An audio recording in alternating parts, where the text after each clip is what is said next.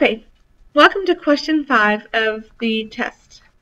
It says a 5-foot tall student stands 14 feet from a flagpole. The student casts a shadow that's 7 feet long, and ends at exactly the same point. And that's super important, is that it ends at the same point. I want to know how tall the flagpole is.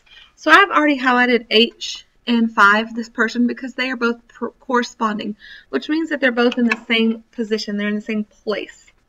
Now that would mean at the bottom that I have this little bitty 7 is going to be in the same place as this whole thing, because I already looked up here and I read that they end at the same spot.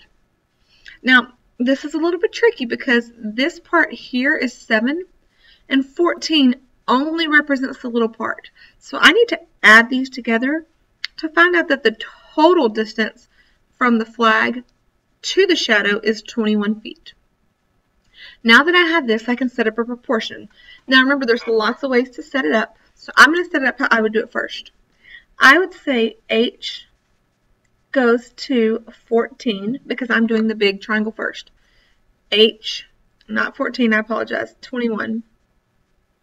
Okay, H is how tall it is, 21 is how long it is. So then I'm going to go to my smaller figure, and the thing that's in the same place, or that corresponds with H, is 5. And then 7 corresponds with 21. Now I have a proportion. Now if you want to see if your proportion is correct, all you do is look. H and 7 should be across from each other, whether you compare within or in between. Now I can do cross products, which is 21 times 5 and 7 times H. Or, if I'm smart, I'm going to say, I see a shortcut. Well, my shortcut is, how do I get from 7 to 21? I times it by 3. So this time I'm going backwards. You could also say 21 divided by 3 is 7.